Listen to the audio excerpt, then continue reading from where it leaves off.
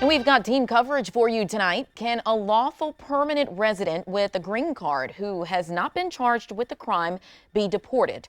Well, that was a question in a federal court today, centering on the case of a Columbia graduate student who helped lead pro-Palestinian protests on campus last year and who was arrested by immigration agents over the weekend.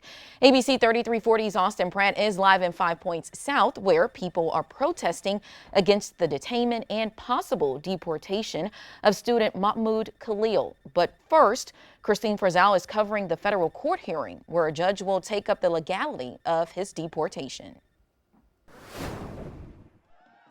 As hundreds of protesters called for the release of Mahmoud Khalil outside a federal court in New York, a judge said he must remain in the country for now and have access to his lawyers during his detention.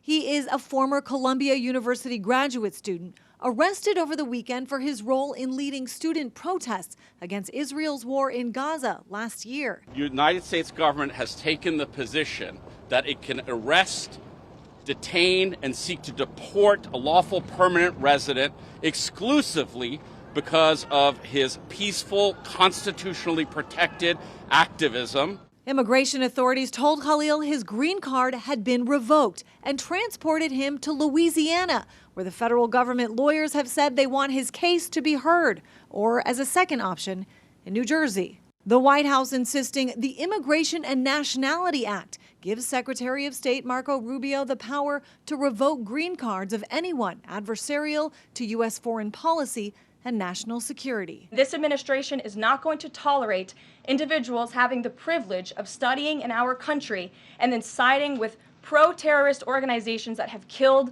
Americans. But Khalil's supporters say he had no connections to any terrorist group. For decades, it has been the case that anyone who criticizes the government or the actions or the project of Israel, even Jews like me, is called anti-Semitic, simply for criticizing the actions of a state. More than a dozen House Democrats, in a letter to Homeland Security Secretary Kristi Noem, demanded his release, calling his arrest an attempt to criminalize political protest and a direct assault on the freedom of speech. We have heard very little information from government lawyers about what, if any, crime they plan to charge Mahmoud Khalil with, nor their reasoning for wanting the case to be moved to Louisiana. The judge in this case asking both legal teams to submit more information by the end of the week. I'm Christine Frizzell reporting. And we continue our team coverage now. Austin Pratt joins us in 5 Points South. And Austin, protesters there are demanding Khalil's release, but the protest is bigger than Birmingham.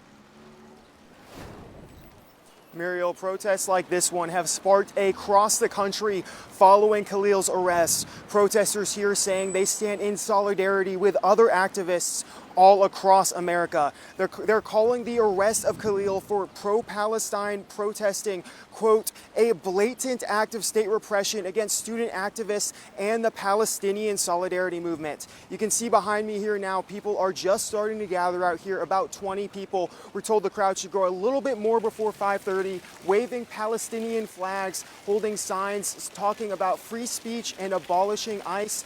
Now, we'll have more on the protests on the news tonight at 10 in Birmingham. Austin Pratt, ABC 3340 News. Well, do you think the Columbia University anti-Israel protesters should be deported? Let us know by answering the question of the day. You can find it at abc3340.com.